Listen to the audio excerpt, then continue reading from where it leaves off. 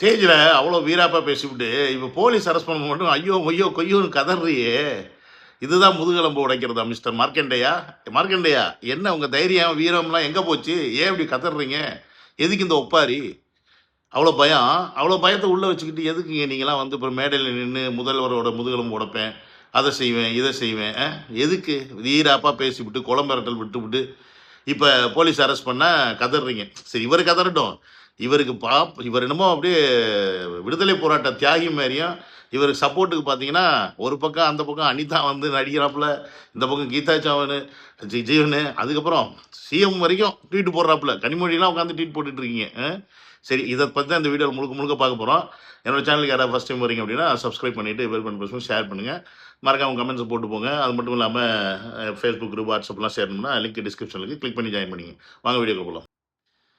அதாவது முதல்வரை அவதூறாக பேசினா, இல்லை முதல்வரை வந்து தரக்குறவாக பேசினா, குடும்பத்தை பற்றி பேசினா, இல்லைன்னா அவருக்கு வந்து கொலை மிரட்டல்லாம் விடுக்கிற மாதிரி ஒரு டைலாகை நீங்கள் பேசுகிறீங்க அப்படின்னா, அதுவும் ஒரு எம்எல்ஏ, மக்களால் தேர்ந்தெடுக்கப்பட்ட ஒரு பிரதிநிதி நீ இப்படி பேசுகிற அப்படின்னா, இது வந்து வன்முறையை தூண்டுமா தூண்டாதா அப்படின்ற பேசிக் புரிதல் கூட இல்லாமல் இது வந்து பேச்சுரிமை, இந்த பேச்சுரிமையை வந்து தமிழக வெற்றி கழகம் முடக்குகிறது அப்படின்ற ஒரு அஜெண்டாவை கொண்டு வந்து மக்கள் முன்னாடி புகுத்த பார்க்குறாங்க.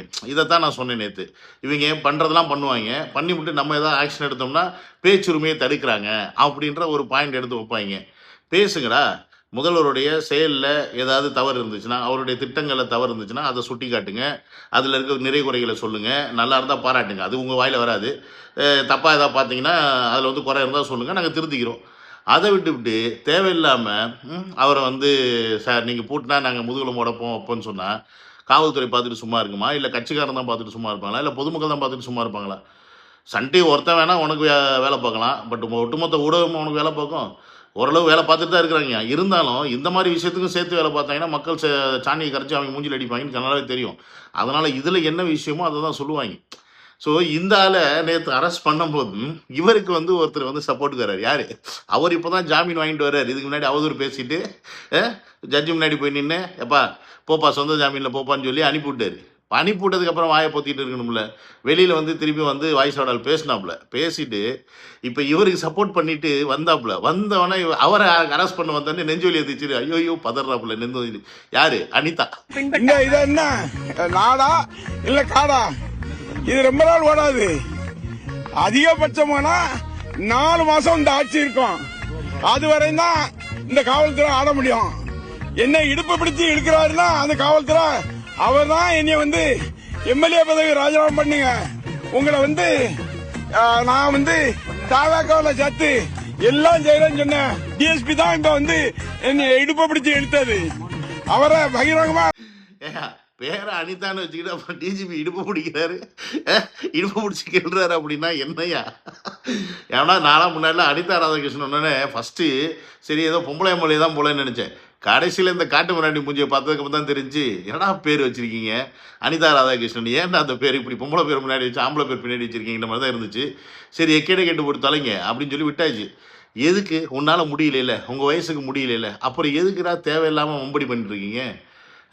இவ்வளோ வருஷம் இருந்தீங்க, வாழ்ந்தீங்க, சம்பாரிச்சிங்க. ஆனால் இனிமேல் தான் நாடு நல்லா இருக்கணும், நாட்டு மக்கள் நல்லா இருக்கணும்னு பார்க்காம இன்னமும் அந்த கொள்ளையடிச்ச காசை காப்பாற்றிக்கணும். ஏன்? உன் குடும்பத்தாருக்கு உன் பிள்ளைங்களுக்கெல்லாம் தானே. இருடி கொஞ்சம் கொஞ்சமாக ஆப்பு வைப்பார். இதுக்கு வந்து திமுக உடன்பிறப்புகள் வந்து கதறது இருக்கட்டும். திமுகவுடைய தலைமையில் இருக்கக்கூடிய எம்பியாலாம் இருந்த கனிமொழி அவர்கள் வந்து பார்த்தீங்கன்னா இது வந்து கண்டனத்துக்குரியது, பேச்சுரிமை இல்லையா, ஒரு சிஎம் விமர்சிக்கக்கூடாதா, விமர்சித்தா வந்து உடனே ஊற்றி உள்ளே போட்டுருவீங்களா அப்படின்னு. நம்ம கனிமொழி கிட்ட கேட்க வேண்டிய ஒரே கேள்வி, உங்கள் அண்ணன் வந்து இப்போ வந்து சிஎம் இல்லைன்னு வச்சுக்கங்களேன், அவர் சிஎம்மாக இல்லாமல் இருக்கும்போதே அவர் ஏதாவது நம்ம அவதூறாக பேசணும்னா தப்பு அப்படின்னு சொல்லி எல்லாரும் சொல்கிறீங்க. ஒருவேளை அவர் சிஎம்மாக இருந்து இப்படி யாராவது எதிர்த்தாப்புல ஒருத்தர் உட்காந்து பேசியிருந்தா நீங்கள் சும்மா இருந்திருப்பீங்களா? இல்லை இதுக்கு முன்னாடி தான் நீங்கள் சும்மா இருந்திருக்கீங்களா அப்படின்ற ஒரு கேள்வி இருக்குது. அதாவது பேச்சுரிமைன்றது எல்லாருக்கும் இருக்குது, இல்லைன்னு சொல்லலை. ஆனால் எதை பேசணும், எப்படி பேசணும், யார் எதை பேசணும்னு இருக்குல்ல. உங்கள் ஆள் இப்போ பேசுகிறாரு, என்ன பேசுகிறாரு, இந்த மாதிரி வந்து முதுகெலும்பு உடைச்சிடுன்னு. இப்போ இதற்கு வன்னியரசு அவர்கள் என்ன ரிப்ளை கொடுக்குறாரு பார்த்தீங்கன்னா, முதுகெலும்பு எங்களுக்கு மட்டும்தான் இருக்கா, உங்களுக்கு இல்லையா அப்படின்ற மாதிரி ஒரு தோரணையான ரிப்ளையை தமிழக வெற்றி கழகத்துக்கு சப்போர்ட்டாக கொடுக்குறாரு. அப்போ இங்கே என்ன ஆகுதுன்னா, இந்த மாதிரி பேச்சு வன்முறையை தூண்டும் அப்படின்றதுல மாற்றுக்கிறதே கிடையாது. அப்போ வன்முறையை தூண்ட மாதிரி பேசக்கூடிய ஒரு எம்எல்ஏ பேசுவது எப்படி நார்மலான ஒரு ஸ்பீச்சாக இருக்கும், எப்படி ஒரு விமர்சனமாக இருக்கும்? அப்போ இது எம்பியாக இருக்கக்கூடிய எம்பியாக இருந்த கனிமொழி அவர்கள்லாம் வந்து இதுக்கெல்லாம் நீங்கள் சப்பக்கட்டு கட்டிட்டு வந்தீங்கன்னா அப்போ உங்களுடைய தராதரம் என்ன அப்படின்றது இதுலேருந்தே தெரியுது. சரி, உங்களை சொல்லி என்ன குத்தம் சொல்லி என்ன பண்ணுறது? உங்கள் அண்ணனே அப்படி தான் இருக்கிறாரு, அவர் என்ன போடுறாருன்னு பார்ப்போம். நம்ம ஸ்டாலின் அவர்கள் என்ன ட்வீட் போட்டுக்கிறாருன்னா, விளாத்திக்குளம் எம்எல்ஏ மார்க்கண்டேயன் வந்து கைது பண்ணது வந்து மிக கடுமையான கண்டனத்துக்குரியது. அவர் வந்து அவருடைய வக்கீல்களை பார்க்க விடலையா, மருந்து மாத்திரை கொடுக்கலையா, ஆதரவாளர்களை பார்க்க விடலையா, காவல்துறை வந்து பார்த்தீங்கன்னா ஆள்ற அரசுக்கு பொம்மை மாதிரி செயல்படுதான். ஆஹா, அப்படியா? ஏன் 5 வருஷமா உங்கள் ஆட்சியில் எப்படி செயல்பட்டுச்சு மிஸ்டர் ஸ்டாலின் அவர்களே அப்படின்றத நம்ம திருப்பி கேட்கணும், இல்லை அவர் ஞாபகப்படுத்தணும். உங்களுக்கு ஞாபகம் இருக்கா ஸ்டாலின் சார், இன்னைக்கு என் மார்க்கண்டேயன் எம்எல்ஏ கைது பண்ணதுக்கு நீங்கள் வந்து இவ்வளோ கொந்தளிக்கிறீங்களே? ஒரு சாதாரண ஒரு பாட்டி, என்னது சாதாரண ஒரு பாட்டி 70 வயசு இருக்கும். அந்த வீடியோ கிளிப்பு கிட்டத்தட்ட நான் போடுறேன்.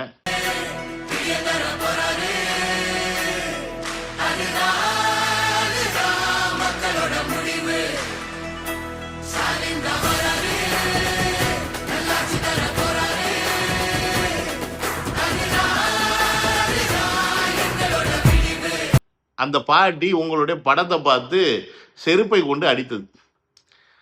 7 தனிப்படை காவல் வச்சு அந்த பாட்டி எங்கே இருக்காங்கன்னு தேடி கண்டுபிடிச்சு தூக்குனீங்க. அதுக்கு பேர் என்ன? அந்த பாட்டி ஆதங்கத்தில் தூக்கியிருக்கு, ஆதங்கத்தில் அடிச்சிருக்கு. ஏன்னா நீங்கள் ஒரு சரியான சிஎம்மாக செயல்படலை. ஒரு சரியான சிஎம்மாக செயல்பட்டுருந்தா அந்த மக்கள் எப்படி உங்களை கொண்டாடி இருப்பாங்கன்ற ஒரு சின்ன உதாரணம் காட்டுறேன், இங்கே பாருங்க. அவ்வளோ மரியாதை வந்து ஒரு முதலமைச்சர் வந்து என் பிள்ளை அவ்வளோ தூரம் நடந்து வந்து எல்லாருக்கும் கை கொடுத்துது. இது ரொம்ப நன்றி என் பிள்ளைக்கு. என் பிள்ளை நீரோடு இருக்கணும், இன்னும் கோடி காலம் வாழ என் பிள்ளை தளபதியா இருக்கும், தலைக்கு தளபதி ஆயிடும். இந்த மாதிரி முதலமைச்சர் வந்ததே கிடையாது, இத மாதிரி நடந்து வந்த யோகமா கிடையாது. பிள்ளை எல்லாருக்கும் வந்து கை கொடுத்துச்சு. என் பிள்ளை நீரோடு இருக்கணும், நல்லா இருக்க தளபதி வாழ்க. பாத்தீங்களா, நேற்று சிஎம் அவர்கள் விஜய் அவர்கள் வந்து விசிட் போயிருக்காரு. எங்கே? அந்த துப்புரவு தொழிலாளர்கள்லாம் இருக்கக்கூடிய அந்த ஏதோ ஒரு கிடங்குன்னு நினைக்கிறேன், அதுக்கு வந்து விசிட் போயிருக்கிறார். அப்போ மக்கள் என்ன எதிர்பார்க்குறாங்க? நம்மளுடைய சிஎம் நம்மளுடைய கஷ்டத்தை புரிஞ்சுக்கிட்டு நமக்கான தேவைகளை செய்கிறதுக்கு நம்ம இடத்துக்கு வந்து பார்த்து அதை சரி பண்ணி கொடுக்கணும் அப்படின்றதான் மக்கள் வந்து எதிர்பார்க்குறாங்க.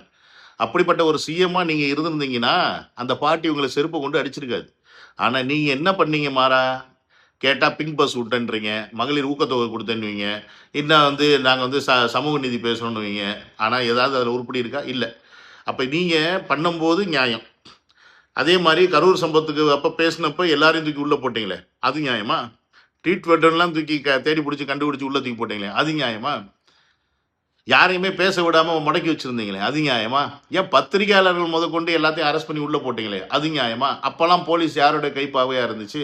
அப்போல்லாம் போலீஸ் யாருக்கு சப்போர்ட்டாக இருந்துச்சு? இன்னும் கேட்டால் போலீஸ் இப்போ வந்து உண்மையான விஷயத்துக்கு மட்டும்தான் சப்போர்ட்டாக இருக்குது, சப்போர்ட்டாக இருக்க வைக்கிறாங்க. அதுதான் இங்கே வந்து முதல்வர் பண்ணிட்டு இருக்காரு. அவர் வந்து அநியாயம் பண்ணல, போலீஸை விட்டு அராஜகம் பண்ணலை. தமிழக வெற்றி கழகத்தை சார்ந்த ஒரு நபர் தப்பு பண்ணாலும் அவருடைய பதவி பறிக்கப்படுது, அவரை தூக்கி உள்ளே போடுறாங்க. லஞ்சம் ஊழல் வாங்கினா ஜாமீனே வெளியே வர முடியாது. அதே மாதிரி திமுகவில் இருக்கவன் தப்பு பண்ணாலும் செய்ய வேண்டியது அரசாங்கத்தோட கடமை. அது உங்களுக்கு அவதூறாகவும் இல்லை அவசியமற்றதாகவும் இல்லை வந்து எப்படி சொல்கிறது கண்டனத்துக்குரியதாகவும் பட்டுச்சு அப்படின்னா அப்போ நீங்கள் கண்ணை தான் போய் செக் பண்ணணும் ஸ்டாலின் சார் அவர்களே, அப்படின்னு தான் நம்ம இந்த வீடியோவில் கேட்டுக்க வேண்டியது, சொல்லிக்க வேண்டியது. ஏன்னா உங்களுக்கு ஒரு நியாயம், இப்போ ஆள்றவங்களுக்கு ஒரு நியாயமா? நீங்கள் இந்த ஆட்சியை எப்படியாவது கிளச்சிடணும், ஏதாவது பண்ணிடணும்னு பார்க்குறீங்க. ஏன்னா உங்களுக்கு இந்த ஆட்சியை கிளச்சிட்டு அட்லீஸ்ட் கவர்னர் ஆட்சி இருந்தால் கூட பரவாயில்லப்பா, ஆனால் தமிழக வெற்றிக்கழக ஆட்சி மட்டும் இருக்கக்கூடாது தமிழ்நாட்டில் அப்படின்றதில் நீங்கள் வந்து ரொம்ப ரொம்ப ரொம்ப ரொம்ப பிடிவாதமாக இருக்கீங்க அப்படின்றது புரியுது. அதனால தான் இந்த மேகாலயா ப்ராஜெக்ட்டு, அதனால தான் வந்து கோடிக்கணக்கில் வந்து செலவு பண்ணி எம்எல்ஏ வாங்கலான்ற ஐடியாவில் இருக்கிறீங்க. எதற்கு நீங்கள் அப்பனும் அவனும் வந்து ஊரை சுற்றிக்கிட்டு தெரியுறீங்க அப்படின்றது உலகத்துக்கே தெரியும். உங்களோட பணத்தை எப்படிலாம் ரொட்டேட் பண்ணி எப்படிலாம் எவனுக்கு கொடுத்து விலைக்கு வாங்கலான்ற ஐடியாவில் இருக்கிறீங்க. ஸோ இதெல்லாம் வந்து நீங்கள்லாம் நிறுத்திக்கிட்டு நல்ல அரசியல் நீங்கள் பண்ணினீங்க அப்படின்னா மக்கள் வந்து உங்களை வந்து ஒரு சரியான எதிர்க்கட்சியாவது பார்ப்பாங்க. ஆனால் நீங்கள் பண்ணக்கூடிய இந்த கேவலமான அரசியல் இப்போ மக்கள் மத்தியில் எப்படி போகுதுன்னா, தமிழக வெற்றி கழகத்துக்கு எதிர்க்கிறது திமுக இல்லை, திமுகனாவே இப்படி தான், திமுகனாவே யார் ஆட்சிக்கு வந்தாலும் அவங்க வந்து இப்படி தான் பண்ணுவாங்க, அவங்கள ஒழுங்காக ஆள விட மாட்டாங்க, அவங்க மக்கள் நல்லது செய்ய விட மாட்டாங்க அப்படின்ற ஒரு விஷயத்த இன்னைக்கு நீங்களே வந்து வெட்ட வெளிச்சம் போட்டு காட்டிட்டு இருக்கீங்க. உங்க அப்பா மட்டும் இந்நேரம் உசுரோட இருந்திருந்தாருன்னு வச்சுக்கங்களேன், உங்கள ஏன்டா இத்தனை வருஷம் அரசியல் கட்சியில கொண்டு வந்தோன்றத நெனச்சு, அவரே வந்து ஏதாவது பண்ணிட்டு இருந்திருப்பாரு. ஏன்னா, அவர் அவ்வளோ அழகா அரசியல கொண்டு போனாரு. அவருக்கு தெரியும் எப்ப வன்முறை பண்ணணும், எப்ப பண்ணக்கூடாது, எப்ப எத பேசணும், எப்ப எத பேசக்கூடாதுன்னு. ஆனா உங்களுக்கு தெரியல. நீங்க என்னென்னமோ பண்ணிக்கிட்டு இருக்கீங்க. உங்களுடைய அல்லு சில்லுங்கலாம் உட்காந்துக்கிட்டு இஷ்டத்துக்கு சிதறிட்டு கிடக்குதுங்க.